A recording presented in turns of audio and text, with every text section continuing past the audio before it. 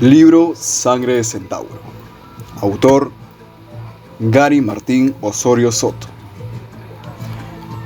que consta de 350 páginas. El desertor. Leandro Esquivel había llegado al Perú dentro de las filas del afamado Batallón Atacama. Conscripto forzado por las inclemencias de su historia, se unió al ejército pensando así huir de su realidad. Leandro se encontraba bajo las órdenes de José María II Soto, jefe de aquella afamada unidad chilena. Aquel 28 de marzo cambió para siempre la vida de Leandro Esquivel, aprovechando la oscuridad de la noche y la confusión que dejó el ataque de los guerrilleros de Albarracín. Huyó del campamento chileno que lideraba Soto. Junto a él, 12 hombres más. Pasaron de ser los conquistadores del Perú a convertirse en simple escoria del paisanaje chileno, por haber desertado de aquella fuerza. Para Leandro y el resto de desertores, aquellos días fueron de terrible confusión y angustia, sobreviviendo de lo que podían, robando o rogando algo de alimentos y bebidas a los propietarios de aquellas haciendas del Valle de Locumba. Poco a poco y como pudieron, fueron alejándose de la persecución de sus paisanos, adentrándose aún más en las inhóspitas sierras de Tacna.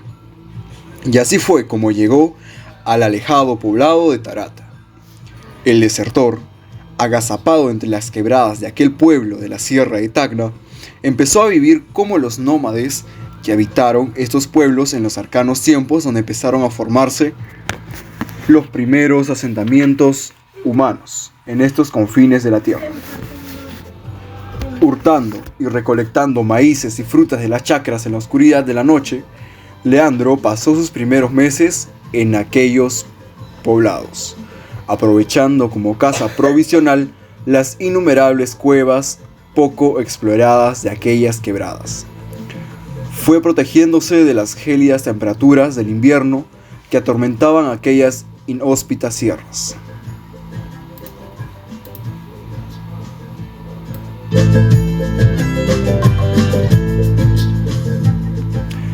Tacna había caído, no había pasado mucho tiempo, cuando los restos del ejército peruano recorrían aquellas rutas para reencontrarse en Arequipa, recordando con dolor la pobre acción de sus jefes militares.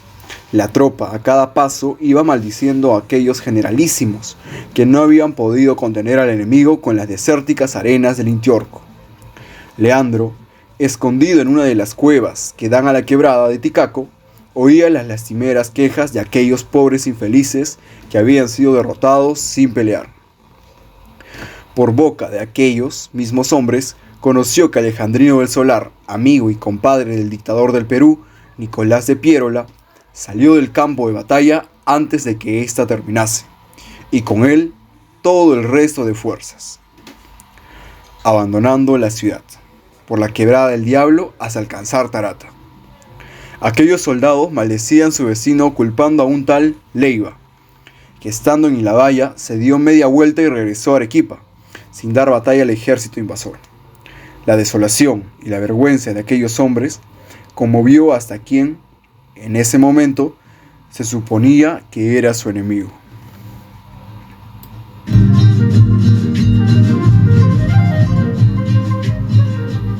Al poco tiempo de que partieran las fuerzas peruanas de Tarata, continuando su marcha para Arequipa, llegaron algunas partidas chilenas al mando del coronel Vergara. Leandro, alertado por la presencia de este cucalón, convertido en todopoderoso conquistador, decidió refugiarse en el poblado de Zitajara, un pueblo con no más de 100 almas que penaban por sus calles, y fue allí donde empezó a tener una nueva vida.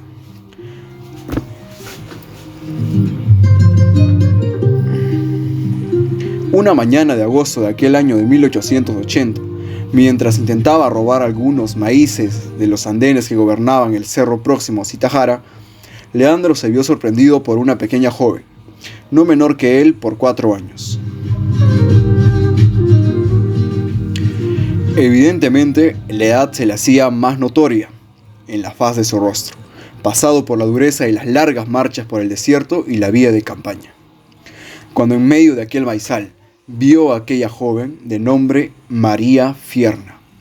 La sorpresa de la joven fue ver a aquel hombre desgraciado, enflaquecido por el hambre, sucio de ropas harapientas, en medio de allí, mientras que para él la sorpresa fue distinta.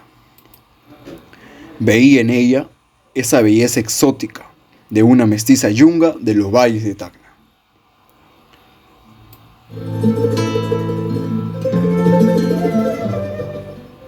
Ella no medía más de 1,50 m, su talle delgado. Iba muy bien acompasado de unas caderas suaves y redondeadas piernas bellamente talladas por el subir y bajar de aquellas cuestas. Unos pechos pequeños, pero suavemente esculpidos por su angosta espalda y un rostro redondeado de mejillas coloradas, cejas pobladas y ojos acaramelados, perfectamente delineados por sus cabellos largos y azabaches que la constituían en sí misma como la perfecta representación de las herederas del mestizaje de la conquista en tiempos de Pizarro. Leandro, parándose lentamente de donde se encontraba, en señal de dar tranquilidad a la muchacha, dejó a un lado aquellas tunas que estaba comiendo y que había extraído de aquellas pencas que servían de cerco vivo de aquel andén, y al cual había entrado más por necesidad que por maldad, para robarse algunos maíces. Fue mostrando sus manos en alto, como esperando que aquella mujer gritara de manera intempestiva, quedando a merced de la justicia de quien podría estar con ella.